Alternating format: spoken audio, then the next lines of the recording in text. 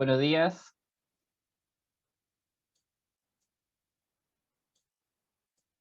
Hola, profe. Hola a todos. Bueno, estoy esperando a que se conecten algunos compañeros que les dé la solicitud, así que vamos a empezar ya pronto.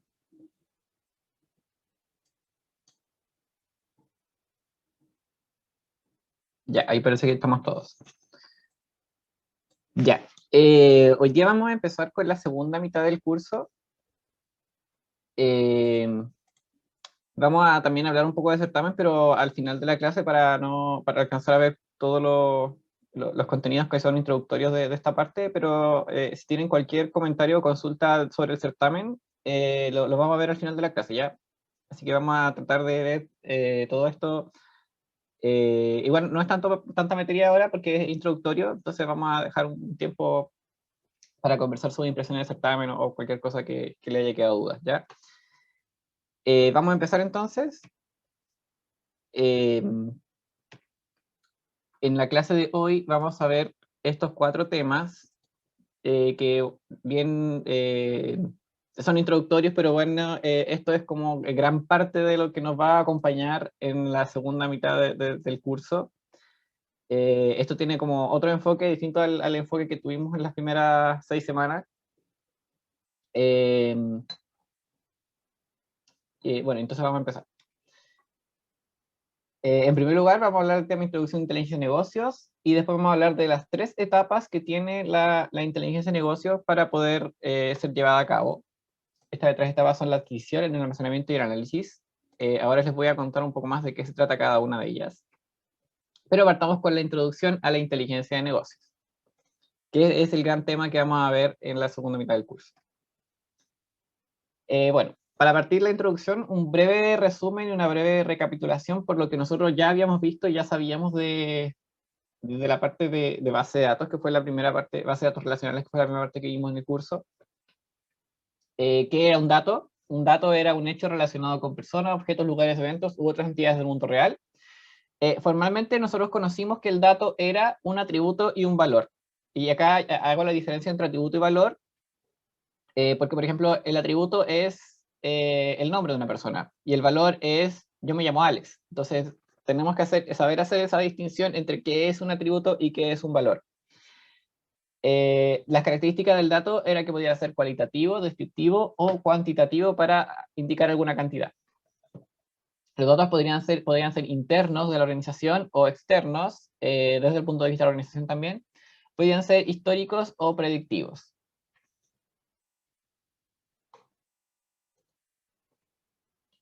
Después teníamos la información. Nosotros si vamos escalando un poco el dato, nosotros nos damos cuenta que si al dato le agregamos un contexto, le damos sentido y es un dato que a nosotros nos sirve para nuestro propósito, eso se convierte en información. Entonces la información son datos procesados, organizados o formateados de forma que se vea adecuada a la toma de decisiones u otras actividades de la organización. Esto es súper subjetivo de cuándo un dato se convierte en información, pero lo que nosotros sabemos de cuál es la característica de que tiene que cumplir un dato para ser información es que tiene que ser de interés para mí. Y bueno, ahí el interés depende de quién es la persona que esté tomando decisiones en realidad. Si nos vamos a un nivel un poco más alto de quizá el saber humano, tenemos el conocimiento. El conocimiento es el conjunto de información que yo sé a partir de la experiencia o a través de la introspección, como dice acá. Esto es cuando ya la información yo le doy ya un sentido un poquito más profundo y la información ya me sirve para algo. Entonces el conocimiento ya se basa en la experiencia. Entonces si yo recopilo muchos datos y esos datos me sirven para mi organización, ya, eso es información. Pero si yo esa información la almaceno por mucho tiempo y ya me convierto en un experto en, no sé, en ventas, en marketing, en lo que sea, gracias a la información que tengo, eso ya es conocimiento. Es cuando yo ya puedo aportar un poco más de datos al mundo, como desde mi perspectiva. El dato tiene un alto volumen, o sea, hay una gran cantidad de datos en todos lados. La información es un poquito menos y el conocimiento es mucho menos, pero el valor es completamente al revés. el dato tiene muy bajo valor porque no está procesado, porque no sé si me sirve o no, y el conocimiento tiene un alto valor porque ya es información altamente procesada, es información que yo tengo desde hace mucho tiempo y que yo puedo aportar quizá a la humanidad con algo nuevo que descubrí, y el conocimiento entonces tiene esa característica de tener un alto valor. Entonces nosotros vamos a recorrer este camino de cómo vamos a transformar el dato en conocimiento. Vamos a pasar por información, obviamente. La información como recurso de la organización, según también lo que nosotros sabíamos, lo que sabemos como hasta el momento. Tenemos el dato lo podemos pasar a información, y cómo lo pasamos a información, nosotros construíamos sistemas OLTP. El sistema OLTP está soportado por una base de datos relacional. Para poder consultar a la información que nosotros tenemos en la base de datos, nosotros teníamos un modelo relacional, y nosotros tenemos un lenguaje estructurado que se llamaba SQL. Bueno, y el sistema OLTP significa Online Transaction Processing. Eso es todo lo que nosotros sabemos hasta el momento de la información. Para poder construir conocimiento, vamos a ver este nuevo enfoque. Nosotros vamos a tender a analizar datos internos y externos, vamos a generar sabiduría. ¿Cómo vamos a hacer esto? Lo vamos a hacer a través de un data warehouse o un modelo multidimensional. Todos estos términos que les estoy diciendo los vamos a ver ahora en las próximas clases, para que les quede un poquito más claro qué es cada cosa. Y vamos a trabajar con un nuevo tipo de sistema de información que se llama OLAP, o Online Analytical Processing. Y también vamos a trabajar con un poco, o quizá no vamos a trabajar tan en detalle con minería de datos, pero sí les voy a contar un poco de qué se trata la minería de datos. Entonces acá en nuestro diagrama, si se dan cuenta, en nuestro primer enfoque teníamos datos y los pasábamos a una base de datos y podíamos obtener información. En nuestro nuevo enfoque que vamos a ver en esta mitad del curso, tenemos las bases de datos relacionales que son nuestras fuentes de información, tenemos archivos históricos, estos son, podrían considerarse datos históricos de una organización. Los vamos a pasar a una base de datos especial que se llama Data Warehouse, porque no es más que eso, es una base de datos especial. Vamos a aplicar técnicas que son OLAP y minería de datos, los vamos a juntar con datos externos y vamos a generar conocimiento. Ese es el foco de nuestra segunda mitad del curso, porque si nosotros generamos conocimiento vamos a poder tomar decisiones. Ya, esto también es un recordatorio. Nosotros utilizamos estas siglas, ya las habíamos visto, y habíamos visto las diferencias también. Vamos a hacer también un pequeño recordatorio de esto. Habíamos visto que nosotros vamos a trabajar con dos tipos de sistemas de información al principio del curso. El OLTP, que ya lo vimos en la primera mitad del curso, que solamente trabaja con sistemas operacionales o administrativos y con datos actuales. Y en cambio, el OLAP son sistemas de apoyo a la toma de decisiones y trabajan con datos históricos. Entonces, esa es la principal diferencia entre OLTP y OLAP. Esto también ya lo habíamos visto en la primera mitad del curso, cuando hicimos la introducción.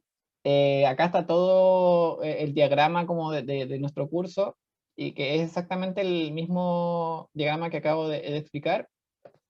Sin embargo, acá aparece como un término nuevo que dice ETL, que también vamos a saber de qué se trata, porque para poder trabajar datos históricos y bases de datos relacionales y llevarlas como a un esquema data warehouse, nosotros tenemos que aplicar cierto procedimiento para poder transformar esos datos y que nos sirvan para poder tomar decisiones. Vamos a aprender qué significa ETL. Y bueno, después de haber hecho todo ese resumen por toda la primera mitad del curso, les voy a hablar formalmente de inteligencia de negocios. ¿Qué es la inteligencia de negocios? Es un conjunto de estrategias, herramientas enfocadas a la administración y creación de contenido a través del análisis de datos existentes de una organización. Eso ya es como una definición un poco más de diccionario. Es una forma de trabajar los datos o información de la organización para poder sacarle partido y poder realizar análisis. Entonces, porque el análisis es nuestro foco dentro del curso. En inglés, inteligencia de negocios se dice Business Intelligence o BI. Entonces, cuando ustedes ven, por ejemplo, Power BI, que es el software que vamos a usar, quiere decir, el BI quiere decir Business Intelligence. Desde la perspectiva ya más tecnológica, otra definición que puede tener la inteligencia de negocios es una alternativa tecnológica para manejar la información requerida en la organización para apoyar la toma de decisiones estratégicas, que comprende desde la extracción de datos a los sistemas existentes hasta la explotación de la información por herramientas de análisis de datos. Acá ya nos habla exactamente de qué es lo que vamos a hacer con la inteligencia de negocios. Vamos a tomar información, la vamos a almacenar en algún lado, y vamos a explorar esa información. Vamos a descubrir cosas que no sabíamos, o vamos a a describir esa información de forma de que nos diga algo, pero el objetivo último es el utilizar herramientas para poder realizar análisis de datos y poder tomar decisiones. Ya, esta pirámide también la habíamos visto, pero quizá con mucho menos conocimiento que el que teníamos al principio. Nosotros ya partimos en el curso viendo fuentes de datos que teníamos papel, fichero, Excel, base de datos. Eso nosotros ya lo vimos en la primera mitad del curso. Obviamente, si va pasando el tiempo, en los sistemas OLTP se me va juntando la información y voy a tener muchos datos históricos. Ese es el siguiente nivel de esta pirámide.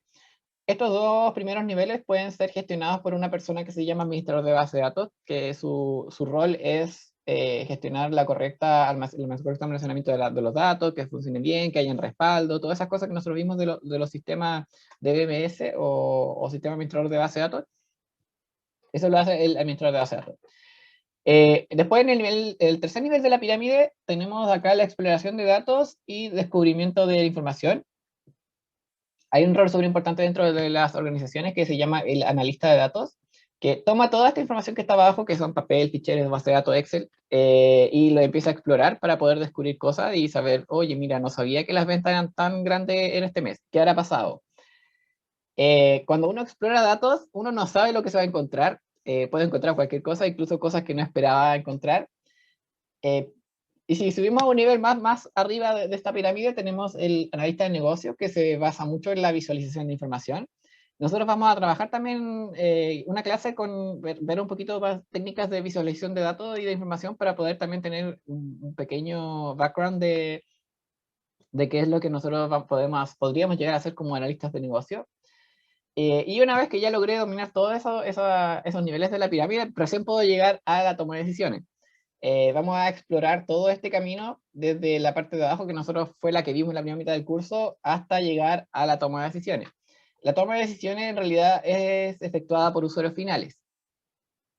Nosotros en el curso vamos a ver cómo podemos construir herramientas para poder llegar a la toma de decisiones, y bueno, también vamos a convertirnos en usuarios finales en cierto momento al final del curso para poder, en base a algo que yo estoy viendo, a información, a datos que ya están subprocesados, qué decisiones puedo tomar. Tenemos tres tipos de arquitectura para ejecutar la inteligencia de negocios. En el curso nosotros vamos a ver la que se llama convencional, pero ahora les voy a aprovechar de mencionar otras dos arquitecturas para que también las tengamos en mente. En nuestra arquitectura convencional, ya en la siguiente diapositiva viene un diagrama y se lo voy a explicar un poco. El centro de la arquitectura es el Data Warehouse. En la arquitectura operacional, que operacional se refiere en sí a los sistemas que nosotros conocimos en la primera mitad del curso, trabaja directamente sobre los datos operacionales y entrega en línea una vista de lo que está sucediendo. O sea, en base a todos los datos que yo voy recuperando en el momento, hay, no sé, hay algún dashboard o algún panel de estadísticas que demuestra cómo va la operación de mi negocio, de mi sistema. Y también tenemos esto que se llama Big Data, que es grandes volúmenes de datos, que está muy de moda, no sé si lo han escuchado, pero todo el mundo habla de Big Data, que se trata de sistemas que revisan grandes cantidades, pero con grandes cantidades me refiero realmente a grandes cantidades de datos, para poder tomar algunas decisiones con lo que está pasando en el mundo. Nosotros vamos a trabajar, como les dije, con el convencional, y ahora se los paso a explicar. Cuando nosotros hablamos de arquitectura convencional para la inteligencia de negocio, nos referimos exactamente a esto. Tenemos etapas bien definidas, que son justamente las etapas que le mencioné al principio, que vamos a ver ahora, en donde tenemos acá al principio fuentes de información. Sistemas CRM, sistemas transaccionales, database, base de datos de productos, sistema ERP, que pueden ser, no sé, los CRM de clientes, los ERP pueden ser de recursos humanos. Entonces tenemos distintas fuentes de datos que nos van a entregar información. Vamos a ejecutar un proceso que se llama ETL, que significa Extract, Transform and Load, o extraer, transformar y cargar en español, porque estos datos van a venir en distintos formatos, van a venir distintos tipos de datos, quizás van a haber inconsistencia entre los datos, van a haber datos que no están, otros que sí están, entonces voy a tener que tomar algunas decisiones en esta parte de extraer, transformar y cargar, para asegurar una buena calidad de mis datos. Después de que yo puedo ejecutar este proceso ETL, voy a cargar mis datos en una base de datos especial que se llama Data Warehouse. Esta base de datos Data Warehouse está formada por partes más pequeñas, que son como partes específicas de los negocios, que se llaman Data Mart o almacenes de datos. Y yo, finalmente, cuando tenga esta estructura armada, que la verdad es que es bastante sencilla, y bastante sencilla y bastante rígida, porque siempre es así, acá no hay mucha opción de decidir estructuras, voy a poder trabajar en la parte de reportería, de hacer dashboard, de hacer reporte de datos, de hacer análisis predictivo. Y acá hay distintas personas involucradas. Está el analista, el especialista de inteligencia de negocio, el BI Specialist. Están los usuarios del negocio que van a alimentar de estos reportes, de estos dashboards, de estas visualizaciones, y ellos van a poder tomar decisiones. Entonces vamos a conocer el proceso completo de cómo podemos pasar desde la base de datos relacional, que fue lo que nosotros conocimos, o el archivo Excel, o cualquier fuente de datos, hasta generar un data warehouse para que después podamos generar visualizaciones o análisis de datos para que alguien las pueda ver y pueda tomar decisiones. Vamos a ver el proceso completo en esta segunda mitad del curso. Bueno, y solamente por mencionarles los otros enfoques, la arquitectura operacional de la inteligencia de negocios, tiene parecida en realidad, pero acá tenemos los sistemas en tiempo real, que son los sistemas OLTP. Otro tipo de sistema que puede ser un sistema de inventario. Tenemos un almacenamiento temporal de datos que está acá, y tenemos directamente un dashboard. Entonces este dashboard está conectado directamente a los datos de lo que está ocurriendo ahora. Si estoy vendiendo, no sé, 10 productos en este instante, yo me meto al dashboard que está acá y voy a poder ver que tengo 10 ventas. Entonces voy a ver, ya, hoy día llevo 10 ventas y ayer hice 11, me falta una quizá para terminar el día. Bueno, y acá hay otros tipos de usuarios involucrados, por ejemplo, los usuarios de ventas que les interesa tener información más actualizada. Bueno, y hay otros tipos de analistas de inteligencia de negocio.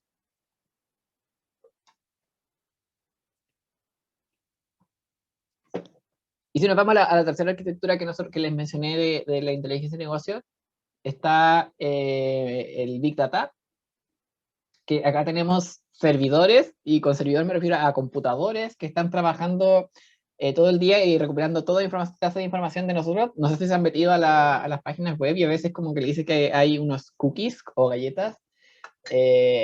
Las páginas web en realidad, cuando nosotros navegamos, registran más información de la que nosotros sabemos. No sé, registran cuántos clics hacemos, dónde hacemos los clics,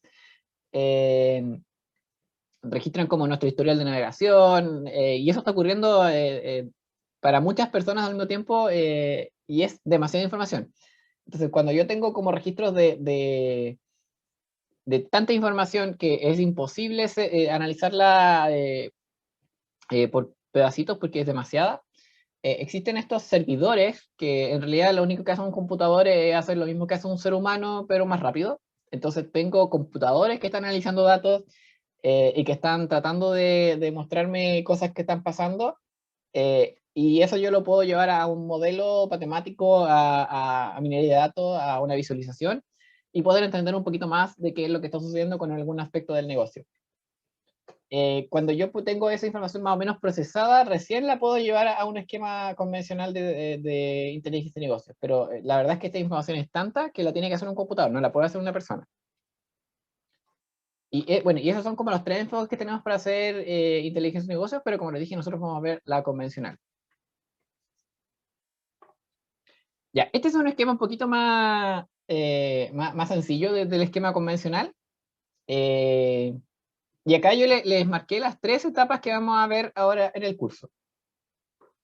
Tenemos primero, en rojo, la etapa de adquisición, que es esta de acá, que es la primera etapa que yo les dije, de que tenemos base de datos operacionales, sistema RP de recursos humanos, sistema CRM de cliente, archivo Excel de cualquier tipo, o archivo de texto incluso. Y todas estas fuentes de datos tienen distintos formatos, tienen distintos valores, y la verdad es que no sé si los puedo integrar o no, y todas estas fuentes de datos tienen que pasar por un proceso que me va a asegurar la calidad, que se llama ETL. Entonces, esta es la etapa de adquisición que vamos a ver de segunda, porque la verdad es que la primera etapa que vamos a ver es la de almacenamiento, porque este es el corazón de la inteligencia de negocio. Tenemos que aprender primero qué es un data warehouse para poder llegar al data warehouse. Entonces vamos a ver, en la próxima semana partimos con esta etapa. Esta semana vamos a ver introducción nomás, entonces vamos a partir la próxima semana con qué es un data warehouse y cómo se hace y qué significa data warehouse, todas esas cosas. Y la última etapa que vamos a ver, ya hacia el final del curso, es análisis. Análisis OLAP, reporte, minería de datos, visualización de datos, toda esa parte. Entonces, la parte de inteligencia de negocios del curso la vamos a dividir en tres partes. Vamos a ver adquisición, almacenamiento y análisis. Yo ahora en esta clase les voy a contar brevemente de qué se trata cada parte para que tengan una idea, pero las vamos a ver en detalle en las próximas clases. No sé si hasta acá hay alguna pregunta de la materia.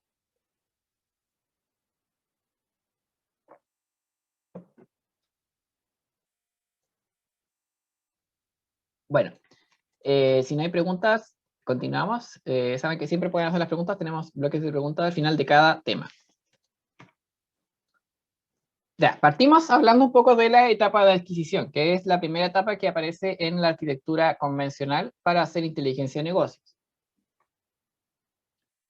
No puedo no hablar de este tema, que es la ETL, extraer, transformar y cargar, o LOAD en inglés, por eso se llama ETL. Es un proceso que permite la organización y una organización para trasladar datos desde múltiples fuentes, como les dije, de no sé, archivos de Excel, desde base de datos, de sistemas CRM, de distintos sistemas que tienen información, pero hay que limpiarlos antes de cargarlos. Hay que analizar un poco más cómo está la calidad, puede que vengan datos vacíos, puede que una columna tenga, por ejemplo, root tenga puntos, iones, o la edad tenga valores que no son permitidos para edad. Por ejemplo, aparece una persona que tiene 300 años y eso está mal para mis datos. Entonces tengo que ejecutar este proceso.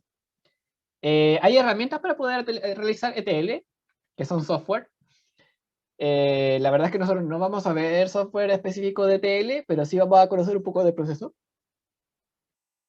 Y la verdad es que acá, cuando uno realiza un proceso de inteligencia de negocio, la parte de ETL es básicamente el 50% del tiempo, porque la verdad es que hay que asegurarse de que los datos que yo estoy pasando en un data warehouse tengan la calidad suficiente para poder ser analizados, porque si yo paso datos de mala calidad, voy a tomar malas decisiones. Bueno, y como les dije, hay software especializado para hacer esto, pero la verdad es que el software, quizá el proceso de ETL requiere de varias, no sé, podría ser quizás hasta un curso completo de ETL. Entonces nosotros solamente vamos a ver de qué se trata y cómo lo podríamos hacer. Pero como les digo, no vamos a ver específicamente ETL, sino vamos a analizar más el proceso. Bueno, ¿y cómo funciona el proceso? Sí, como en pocas palabras, tenemos nosotros las bases de datos operacionales o las fuentes externas que pueden ser sistemas CRM, RP, archivo Excel, cualquier cosa. Y eso tiene que pasar por un proceso de extracción. Yo extraigo información de las bases de datos de los archivos de, no sé, en palabras simples, es copiar, pegar de un lado para otro.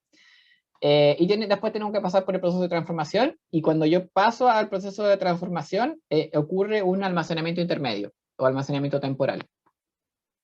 Entonces yo voy tomando datos, lo transformo, lo limpio y lo copio a un almacenamiento temporal. Tomo el dato, lo transformo, lo limpio, almacenamiento temporal.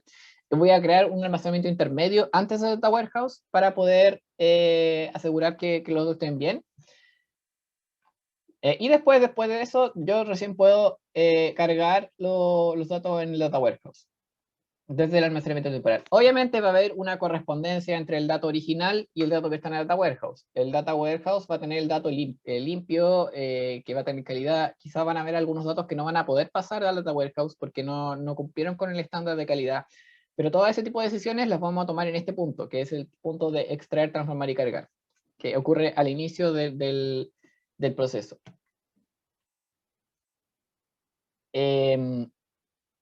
Ya, un aspecto importante acá, como les dije yo, es asegurar la calidad. Es imprescindible asegurar la calidad porque es la clave del éxito para poder asegurar un buen data warehouse. Así que aquí el foco es muy importante, el foco ponerlo en la limpieza, en que los formatos se cumplan, en que los datos sean parecidos entre sí y que se puedan analizar entre ellos. Por eso es importante la calidad. Bueno, eso es el resumen de la etapa de adquisición. ¿Alguna pregunta?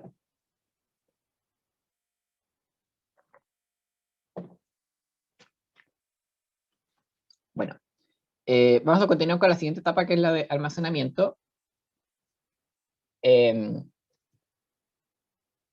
Y cuando hablamos de almacenamiento, que esto es lo primero que vamos a ver después de la introducción, tenemos que hablar de un data warehouse. Un data warehouse, acá dice que es un expediente completo de la organización, es un resumen, es una base de datos que tiene resumido varios datos importantes para procesos que tiene la organización, y está muy enfocado en toma de decisiones, no en operación del día a día. Es una integración de datos, también dice acá, que está guardado en una memoria no volátil, que es una base de datos, y unifica distintas fuentes de datos. Y acá hay un diagrama que dice cuál es la diferencia entre una base de datos operacional y entre una base de datos de tipo de data warehouse. Si nosotros miramos este diagrama de acá abajo, en nuestro esquema operacional que vimos en la primera mitad del curso, tenemos la base de datos, y la base de datos constantemente es bombardeada por operaciones SQL, ¿no? Cambia ese dato, inserta este dato, búscame este dato, reemplaza este dato. Y la base de datos es bombardeada constantemente de todo ese tipo de cambios, de todos esos comandos SQL que nosotros vimos en la primera parte del curso, en todo momento. Entonces, la base de datos está preparada para poder enfrentar toda esa demanda. En cambio, el Data Warehouse tiene dos momentos claves. Hay un momento clave que se ejecuta después, justo después del proceso de TL, que es carga de datos, carga masiva de datos, y acá es carga de muchos datos al mismo tiempo, y después ocurre un proceso, o sea, un momento en donde ya nadie le ingresa datos al Data Warehouse, porque los datos del Data Warehouse se ingresan programadamente, se ingresan cada cierto tiempo, no es necesario tenerlo actualizado operacional como la base de datos operacionales. Pero sí tiene mucho acceso, como de, necesito consultar esta información de ¿y cómo nos fue las ventas del año pasado? Voy a meterme a Data Warehouse y lo voy a buscar. Necesito saber cómo nos fue, qué decisión puedo tomar en base a qué producto se vendió más, voy a meter al Data Warehouse y lo voy a ver. Para eso sí es muy bueno el Data Warehouse, para poder enfrentar muchas peticiones de información, desde muchos lados quizás. Entonces, esa es como la diferencia entre un sistema operacional y un sistema o lab o de inteligencia de negocio. Es cómo se acceden a los datos. Bueno, y también les mencioné la palabra data mart, que significa almacén de datos. Y la verdad es que acá lo único que tenemos que saber del data mart es que es una parte más pequeña del data warehouse que está enfocada a un proceso particular de la organización. Acá hay un dibujo así.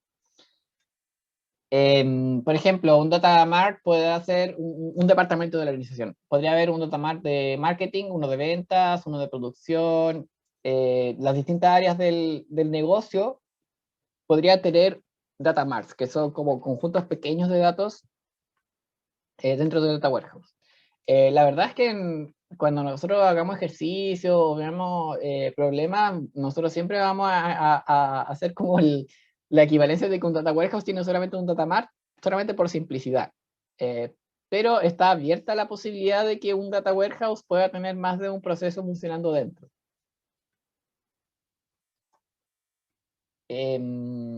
Ya, acá en el diagrama, acá abajo aparece un nuevo concepto también que vamos a ver en la segunda mitad del curso, que son los cubos o los sistemas multidimensionales, perdón, los modelos multidimensionales.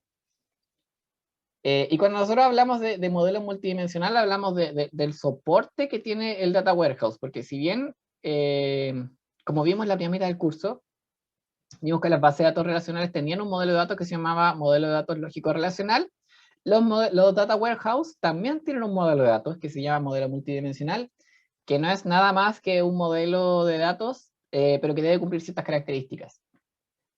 Y esas características son bien estrictas y son siempre así. Entonces, la verdad es que acá hay poco espacio para que uno se equivoque en cómo modelar el modelo multidimensional. pero sí hay que tomar ciertas decisiones para poder saber dónde va cada cosa como del modelo. Y las dos características principales que tiene un modelo multidimensional son las medidas de interés, cosas que a mí me interesa registrar en el tiempo. Por ejemplo, siempre van a ser cantidades, cantidad de productos vendidos, cantidad de dinero recaudado, cantidad de, no sé, de cualquier cosa. A mí siempre me va a interesar tener como información resumida que sume cantidades o no sé, que me describa cómo estuvo mi negocio en base a ciertas características. Esas medidas de interés, acá dice por lo general numéricas, porque en realidad casi siempre son numéricas, se almacenan en una tabla que se llama tabla de hechos. Y acá cuando me refiero a tabla, me refiero específicamente a lo que nosotros ya conocíamos que se llamaba una tabla, que es en una base de datos hay una tabla que tiene filas, columnas, y esa tabla se llama tabla de hechos.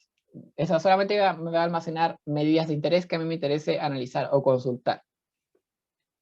Y por otro lado, el otro concepto importante que tienen los modelos multidimensionales son las dimensiones.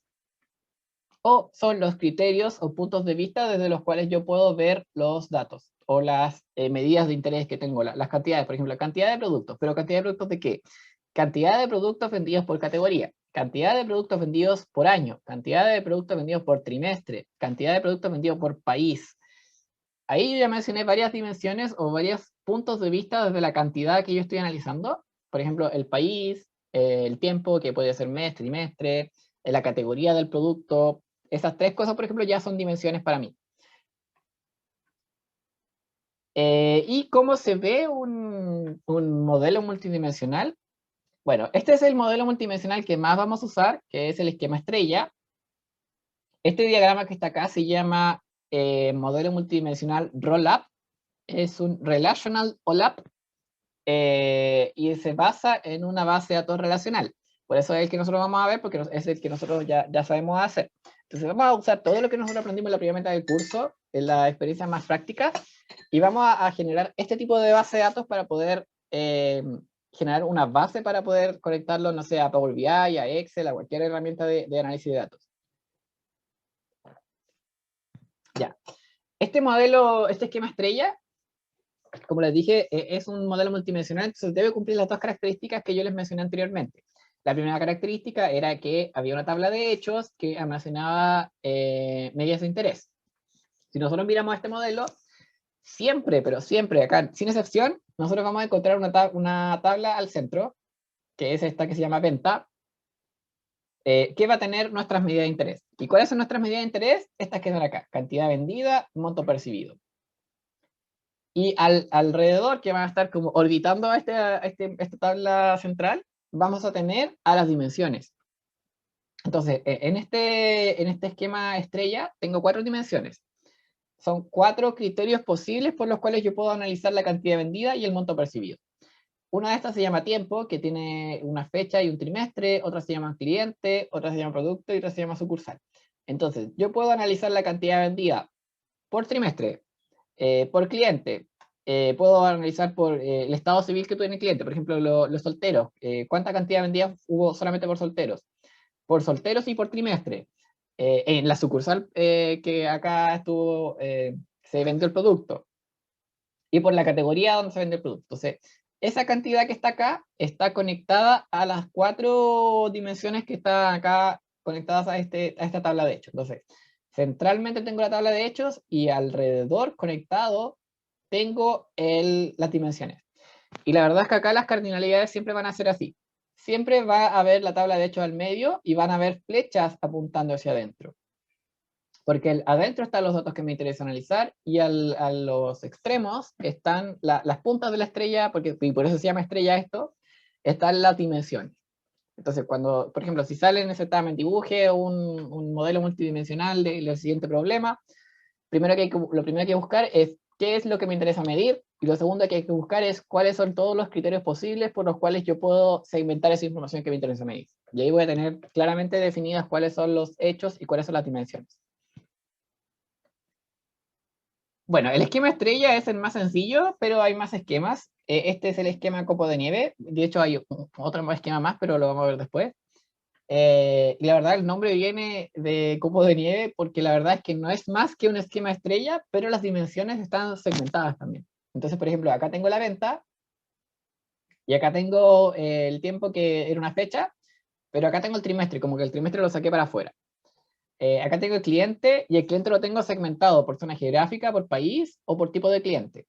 Entonces, cada dimensión que era como sencilla acá, que era una sola tabla, yo la puedo separar como partes.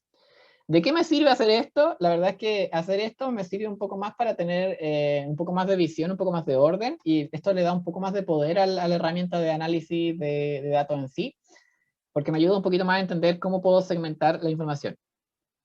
Entre hacer un esquema estrella y un copo de nieve, la verdad es que el hacer el copo de nieve es un poquito más de trabajo, eh, pero quizás le da más posibilidad al analista de datos que no conoce muy bien el negocio. El esquema estrella me va a dar quizás las mismas posibilidades de analizar datos, pero el trabajo de entender los datos va a ser un poquito más complejo. En general nosotros vamos a trabajar con esquemas estrellas, eso sí. Pero también es bueno que nosotros conozcamos que hay formas de trabajar los diagramas que nosotros vamos a hacer. Ya, eso es la segunda etapa, que es la etapa de almacenamiento. ¿Alguna pregunta hasta el momento?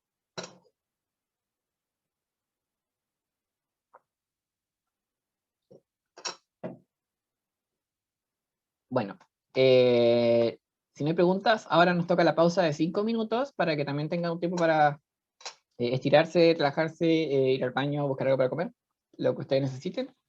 Y volvemos en 5 minutos para la última parte del curso. Recuerden que después de la última parte del curso vamos a hablar brevemente de certamen, pero también para conocer sus impresiones y alguna duda que les pueda haber quedado. Así que volvemos a las 8:58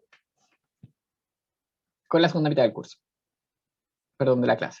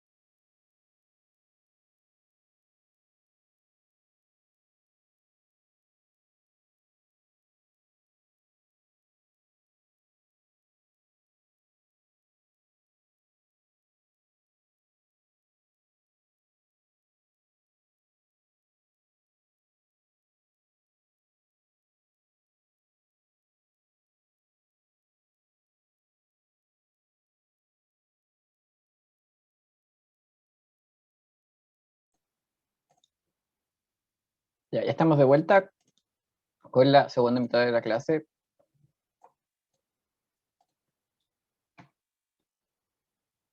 Ya, ahora entonces vamos a ver la última etapa que nos queda de esta parte introductoria, que es la etapa de análisis. Como les dije anteriormente, vamos a ver esta etapa ya más en detalle en las clases que vienen después de esta semana introductoria. Así que si se quedan con todos, también hay una oportunidad para preguntar ahí. Ya, si hablamos de etapa de análisis, tenemos que hablar de qué es lo que ocurre al final del proceso de minería de datos, o sea, perdón, de inteligencia de negocios, que es los reportes, o la minería de datos, o la visualización de datos, todo ese tipo de cosas ocurren al final, porque yo ahí ya me conecto a un data warehouse que ya está hecho y que ya pasó por todos los procesos que les describí anteriormente, entonces es solamente usar los datos y poder generar alguna forma de visualización de la información. Ya, la primera posibilidad es Query and Reporting, que es consultas y reportes. Y esto se basa en un análisis dirigido por un analista de negocio de datos. Requiere un conocimiento de los datos en sí y también del negocio como para poder ser realizado por este analista. Y este analista se va a preocupar de obtener información que sea valiosa para la información, por ejemplo, listado de los N productos más vendidos, y cómo sabe el analista que esa información es útil, porque tiene conocimiento del negocio. Otro ejemplo podría ser registro de los alumnos matriculados en el periodo académico agrupados por carrera. ¿Por qué puede ser útil este análisis? No sé. Por ejemplo, en una universidad cualquiera podría ser para determinar cuántas matrículas hay que abrir el próximo año. Y esa información que yo tengo que tomar en base a información histórica. No sé, en los últimos 5 años se han matriculado 100 personas, entonces es válido pensar que 100 personas se van a matricular el año siguiente. Participación en el mercado de cada empresa automotriz también para saber más o menos cómo están las ventas. Quizá una automotora que necesita comprar nuevo stock de automóviles y ahí si las ventas están, no sé, 50% de la marca A, entonces voy a comprar 50% de autos de la marca A. Acá ya la información que nos va a entregar el analista está guiada por lo que conoce el analista del negocio y por los datos en sí. Esto es un ejemplo de un reporte. Si se dan cuenta acá, el reporte no es nada más que mostrar información resumida, pero información de dimensiones que sean de interés para responder alguna pregunta. En este caso tengo ventas semanales. Es un reporte de ventas semanales. Entonces, quizá al negocio le interesa tener información de cuántas ventas se han realizado en la semana, por distintos criterios. Distintos tipos de categorías de venta. Entonces, acá, dependiendo de qué es lo que yo necesite responder, es cómo va a ser el reporte. Análisis SOLAP. Esto también es un análisis asistido por un analista y se consiste en un análisis en tabla resumida de datos, dependiendo de las dimensiones que tenga el data warehouse. El análisis OLAP le permite a todos los usuarios, ya sean finales o analistas de negocio, manipular los datos de cierta forma para poder entender un poco, explorar un poco los datos y entender cómo están formados. Y acá la mayoría de las operaciones que se pueden realizar en análisis OLAP son de agregación.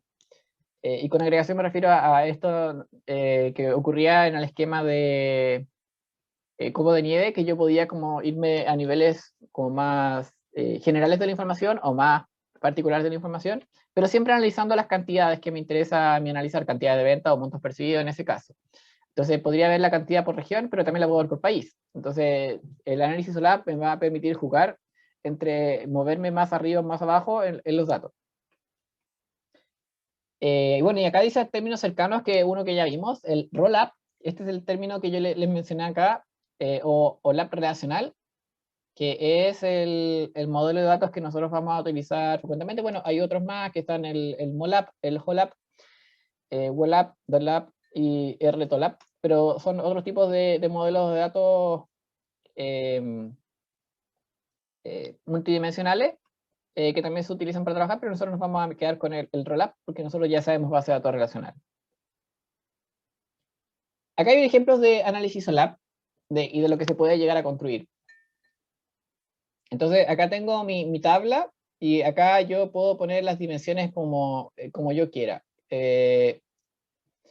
Acá yo estoy analizando ventas, si no me equivoco, y por ejemplo, acá pongo años, y acá pongo los productos, acá pongo los vendedores. Entonces, la idea acá es ir jugando con una tabla de 2 dimensiones en cómo puedo colocar las filas y las columnas para que la tabla me muestre información que sea valiosa. Bueno, acá hay ejemplos que también se pueden sacar desde el análisis OLAP, y también hay aplicaciones que ya me generan todo este tipo de análisis. Yo puedo generar gráficos a partir de las tablas anteriores, entonces puedo tener un poquito más de visualización. Este es quizás el paso previo a la visualización de datos de Power BI que vamos a hacer también. En Power BI como que me permite hacer análisis OLAP, pero guiado por visualizaciones. Ya, acá hay una breve tabla de cuál es la diferencia entre OLAP y OLTP. Esto ya lo habíamos visto, pero también se lo aprovecho de recordar. Nosotros vimos en la primera mitad del curso los OLTP y ahora vamos a introducir los OLAP. Entonces, granularidad es qué tan fino está el dato en la base de datos. En OLTP atomizado, en OLAP sumarizado. Atomizado se refiere a que me muestra el detalle particular. Si estoy vendiendo, me va a mostrar la venta. Todas las ventas ocurrieron una por una. En cambio, en OLAP, a mí no me interesa conocer las ventas una por una, me interesa ver el resumen de las ventas. Entonces, quizás va a sumar todas las ventas de una semana y ese es el dato que voy a guardar en OLAP. Temporalidad, datos actuales, OLAP, datos históricos, el uso de OLTP orientado a la información operativa y OLAP a información estratégica, el acceso de OLTP, pocos registros a la vez, y en OLAP, muchos registros a la vez. Tipo de acceso en OLTP, lectura-escritura, OLAP principalmente lectura, porque la carga se realiza como en pocos periodos de tiempo y masivamente. Modelo de datos relacional en OLAP multidimensional. Métrica en OLTP para saber cómo está funcionando el rendimiento de las transacciones, y en OLAP el rendimiento de las consultas. No sé si se acuerdan de las transacciones, son operaciones que tienen que realizar indivisiblemente. En cambio, en OLAP me interesa solamente saber qué tan rápido se responden a las consultas, mayoritariamente select. Tipo de consultas predefinidas simples en OLTP, y en OLAP ad hoc, es quiere decir que las consultas son diseñadas particularmente por el problema que se esté analizando en el Data Warehouse. Volumen de datos en OLTP es bajo, 100 MB a 1 GB, y en OLAP es alto. Aquí hay una alta cantidad de datos que están almacenados en Data Warehouse. Y bueno, y acá hay unas unidades de medidas que yo no sé decir. Sé que están los gigabytes, los terabytes, los petabytes, los exabytes, zettabytes y yottabytes, me parece que dice ahí. La verdad es que estas unidades no las conozco mucho porque son muy grandes. Usuarios que permite conectar o sea, que utilizan un sistema OLTP, miles de usuarios, y el OLAP, cientos de usuarios nomás, no son tantos porque son más particulares del negocio. Y bueno, el último tema que también vamos a ver, quizás vamos a ver introductoriamente, porque la verdad es que minería de datos también da para hacer un curso por sí solo, es, bueno, ¿qué es minería de datos? También se utiliza mucho el término minería de datos en, no sé, en la prensa o en la televisión, como que mencionan la minería de datos, o no sé si lo han visto en artículos de noticias, del diario. Y la minería de datos no es más que descubrir conocimiento. Tal como un minero descubre minerales en la tierra, el minero de datos también descubre conocimiento escarbando un poco los datos. Pero para eso tiene técnicas particulares para poder hacerlo, no es llegar y descubrir datos. Cosas que podríamos nosotros responder por minería de datos. ¿Por qué ciertos productos se venden en ciertas sucursales? ¿Cuál es el patrón de dichas ventas por día y la tendencia a futuro? ¿Cuál es el perfil de los alumnos matriculados a la fecha? ¿Hay diferencias entre las carreras? ¿Por carrera o sino por sede o año de ingreso? ¿Cuál ha sido la tendencia de ventas de automóviles de último tiempo? ¿Se puede hacer una estimación para el próximo periodo? Si se dan cuenta, estas preguntas son como dudas que uno puede tener y están relacionadas con las consultas que nosotros habíamos visto antes. Pero no tenemos forma cierta de responderla así por sí sola. Entonces nosotros necesitamos explorar un poco los datos, necesitamos descubrir un poco de información para poder responderla. Ya, mi minería de datos, en resumen, busca responder 2 cosas. Dime algo que no sepa y dime algo que pueda pasar. Entonces, en el dime algo que no sepa, es una mirada descriptiva que explora los datos y me dice, ah, ya, esto pasa. Y yo, oh, mira, no sabía que esto pasaba.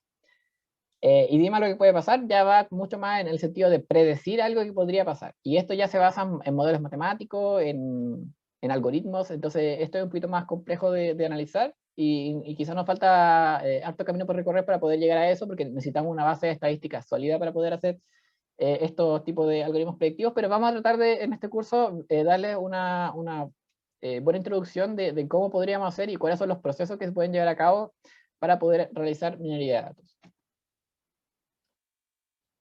Entonces tenemos los modelos descriptivos y los predictivos.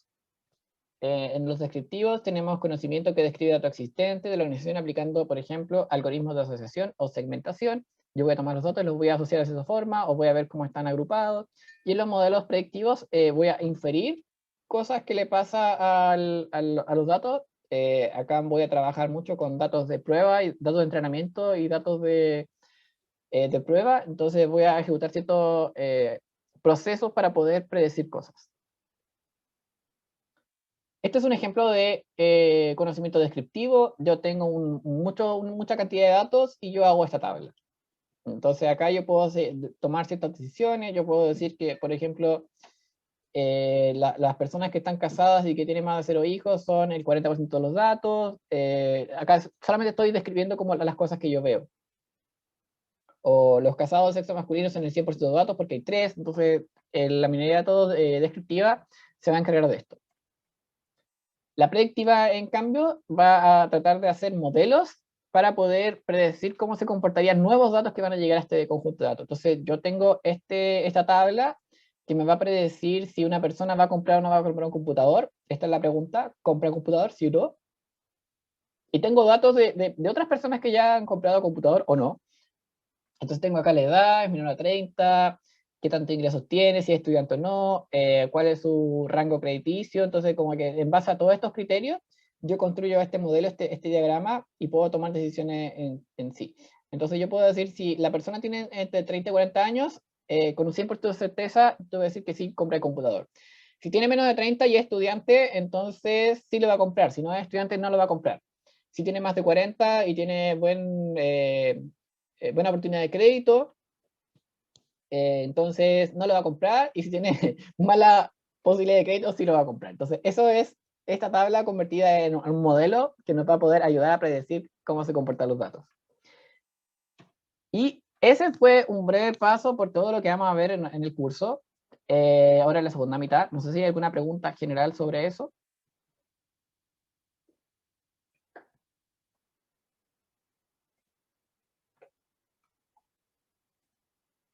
Ya, entonces pasamos a los anuncios en aula, acá en la pestaña Información General.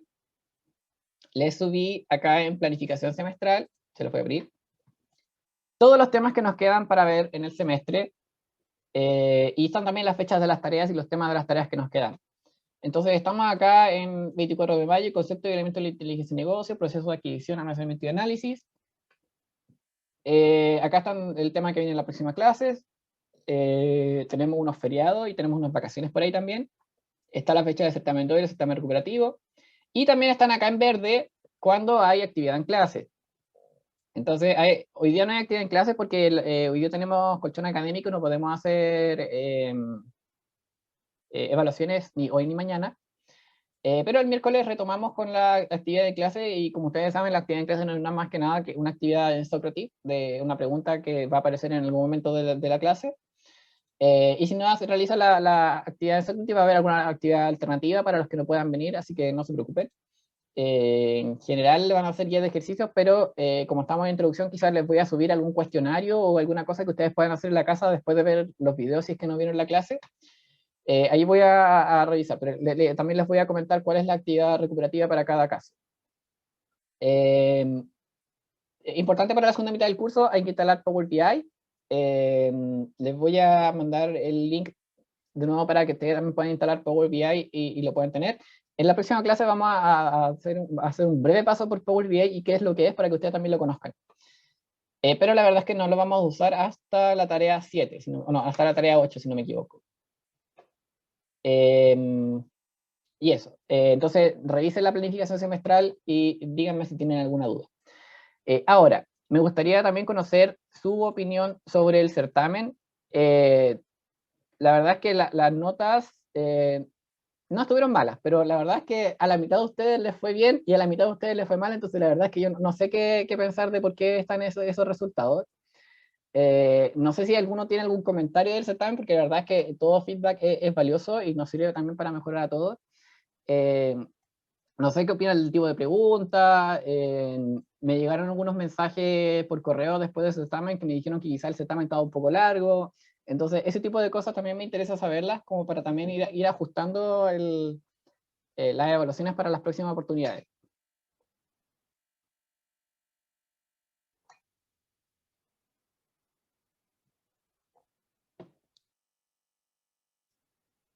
¿Algún comentario?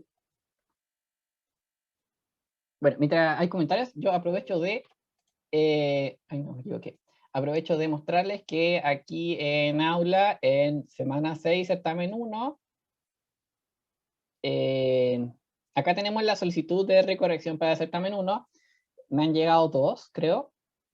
No la he podido procesar todavía, pero si ustedes tienen cualquier comentario de hay puntos que no fueron bien contados o hay cosas que quizás yo no entendí bien,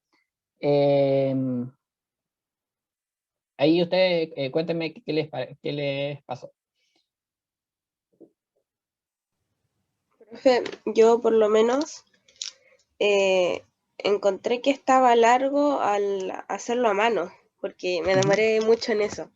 Si hubiera sido como, no sé, en el computador, otra forma, no lo hubiera encontrado tan largo. Y aparte que me demoré harto en tomar las fotos, pasarlas al compu y después subirla a la aula. Ya. Y eso igual me estresó un poco. Usted dijo que no había problema en mandarlo más tarde, pero igual no quería aprovecharme de eso. Eso más que nada. Ya.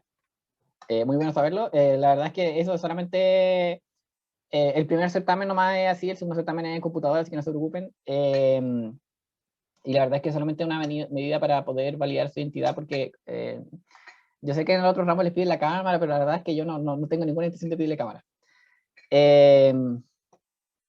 Y la verdad es que los ejercicios en realidad son ligeramente distintos a los que aparecen en la guía de ejercicio, porque son como más abiertos, como proponga usted una consulta o haga usted un modelo, como que son como un paso más allá de lo que normalmente hacemos. Quizás a mí también me hubiera gustado también que ustedes me hubieran preguntado más cosas como de las guías de ejercicios. Me llegaron, no sé, 2 correos creo de preguntándome por ejercicios de guía. Y yo lo respondí así bien detallado, bien explicado, pero la verdad es que no todos ustedes, yo sé que tienen muchos más ramos, pero quizás sí me hubiera gustado eso, como llegar al certamen y soltar la mano recién en el certamen. Yo creo que ya es un poquito tardío hacerlo de esa forma.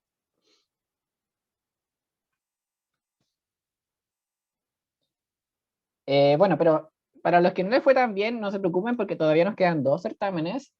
Y como saben, según las reglas del curso, el promedio de certámenes se va a calcular con las mejores 2 notas de certámenes. Y ustedes pueden dar los 3 certámenes si quieren y siempre se van a considerar las 2 mejores. Entonces, tienen todavía oportunidades de revertir la situación. Bueno, acá en el chat me dicen, a mí por lo menos me faltó tiempo, casi no pude ver la última pregunta. Bueno, ahí yo no sé qué decirle porque la última pregunta la verdad es que fue la que menos preguntas me llegó de cuando estaban haciendo el certamen. La mayoría de las preguntas fueron de la pregunta 1, entonces como que estaban preguntando muchas cosas de la pregunta 1, de la 2 preguntaban algunos detalles, pero de la 3, no sé si la alcanzaron a ver, pero la verdad es que la pregunta 3 era quizá la más rápida de hacer de las 3 preguntas. La pregunta 1 sí era un poquito más complicada porque había que pensar un poco más. La pregunta 2 era ejecutar nomás un proceso. Y la pregunta 3 también había que pensar un poquito de cómo hacer las consultas. Y la verdad es que la mayoría de ustedes ahí se equivocó porque no respondieron lo que se estaba preguntando. Entonces,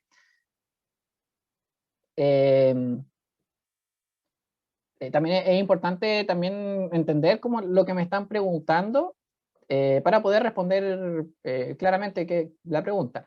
Ya, yo acá me están preguntando si me llegaron las recorrecciones, y yo les puedo decir acá que me llegaron 2 recorrecciones.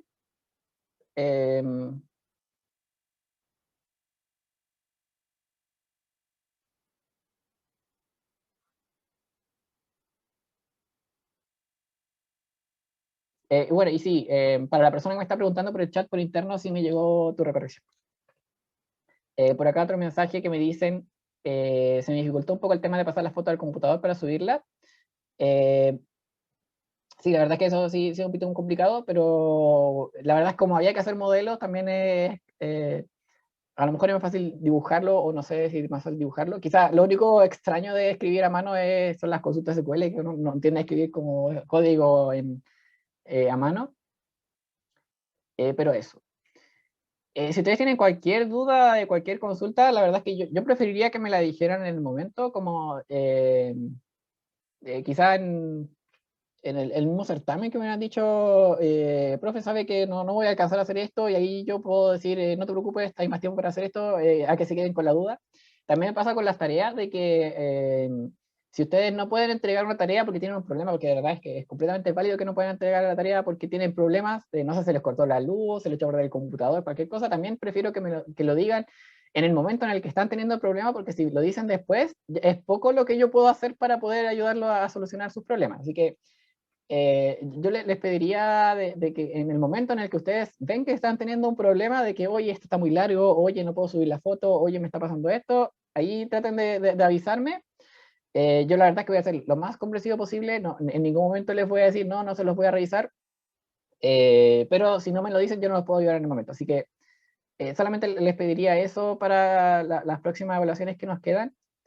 Y bueno, y si ustedes también tienen, no sé, feedback o cosas que les gustaría decirme, también les agradecería que me las dijeran también pronto, y no al final no enterarme yo al final de la encuesta docente, que ustedes dijeran, no, es que las evaluaciones eran todas largas y yo nunca las pude hacer.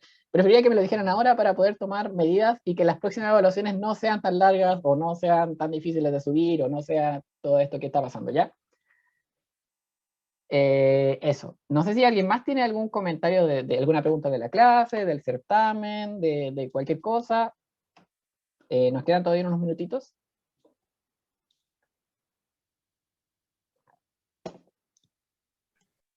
Profe, del certamen, yo creo que en lo que perdí más tiempo, yo creo que igual harta gente perdió tiempo, era la pregunta de que decía que había que explicar en español Ujú. el mapa. Yo Ah, creo que ya. me habré tomado una media hora escribiendo eso a mano. Ujú. Sí, la verdad es que yo creo que hay algunos de ustedes que no sabía cómo escribirlo, cómo explicarlo, y quizá por eso también eh, quizás se demoraron, porque la verdad que en explicarlo, ustedes podrían haber explicado. Bueno, la verdad es que la mayoría se equivocó en las palabras que usó para explicarlo. En esta parte, por ejemplo, decían regiones, ya, las regiones se dividen en provincias, pero después ponían, las provincias se dividen en una región. Entonces, como que ahí no es tan robótica la explicación que se buscaba, es como buscar entender el problema que se está modelando, más que la explicación sea tan robótica. Porque decir que una provincia se divide en una región, ahí yo estoy diciendo algo contrario a lo que está explicando el modelo. Y quizá ahí también falta un poquito más de práctica, quizá falta un ejercicio. En la guía de ejercicio habían 2 ejercicios particulares para poder soltar un poco la mano con eso. La verdad es que no era necesario escribir tanto, pero sí era necesario mostrar que se entendía más o menos el problema. A los que no escribieron tantas cosas por ejemplo, hay algunos que no escribieron exactamente todas las asociaciones, pero se entendía que entendían para dónde iba el problema, y igual estaba correcto, porque es más que nada eso lo que se busca cuando uno lee un problema. Acá hay otra pregunta que me dicen, tengo una duda de pregunta certamen, pero, ya, una duda que me enviaron de la pregunta del certamen. Bueno, y esta también fue una pregunta que había que pensar un poco, era la pregunta de dependencia existencial.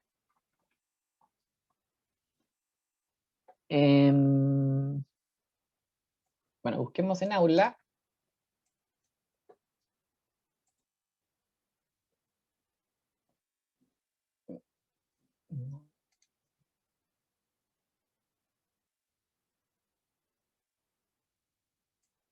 Eso lo vimos bien al principio, parece. Ah, pero en la última clase hubo un repaso, así que en el repaso debe salir.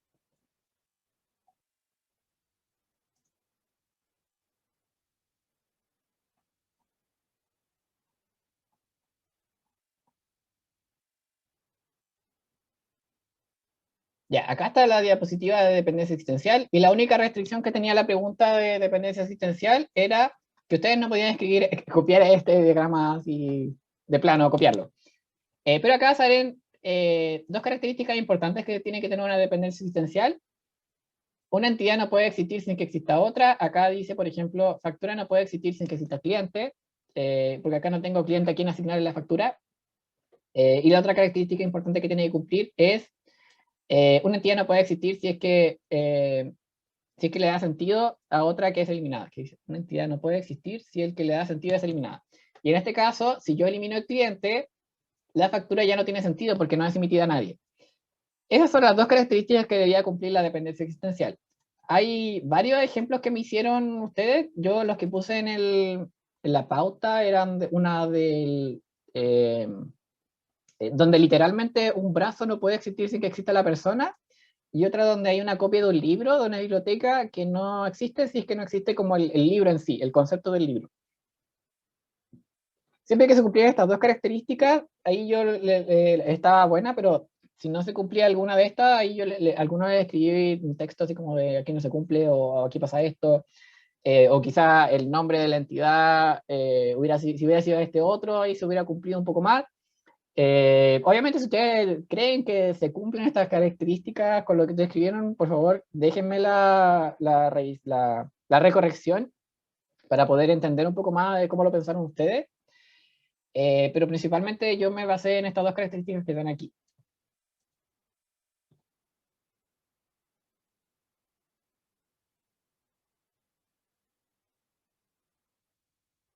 Bueno, acá por internet también me dicen que yo encontré que era un poco largo el certamen para el tiempo que teníamos, y eso al final me puso más nerviosa. Sí, la verdad que estamos todos también ajustándonos a los nuevos bloques de clase. No es solamente nuevo para ustedes, también es nuevo para los profesores, que a nosotros nos dijeron nomás que hay que hacer clase en menos tiempo, entonces estamos tratando de ajustar ahí el tiempo. Pero no se preocupen, yo voy a tomar todos sus comentarios y obviamente van a ser considerados para las próximas evaluaciones. Ya, bueno, y ya estamos un poquito pasados de la hora. No les quiero quitar más tiempo porque tampoco nos podemos pasar mucho. Así que cualquiera de ustedes que tenga dudas o que sienta que quizás le faltó palabras para explicar su ejercicio de certamen, déjenme la recorrección y yo se las leo, las voy a resolver con calma en esta semana o la próxima. Y ahí vemos cómo seguir avanzando. Así que eso es por ahora. Nos vemos el miércoles con la segunda clase de esta segunda mitad del curso. Vamos a seguir con introducción esta semana, pero ya desde la próxima vamos a empezar a ver en detalle todos estos temas que yo les estoy contando. Así que tengan una muy buena semana. Chao, profe, gracias. Chao, profe. Gracias, profe.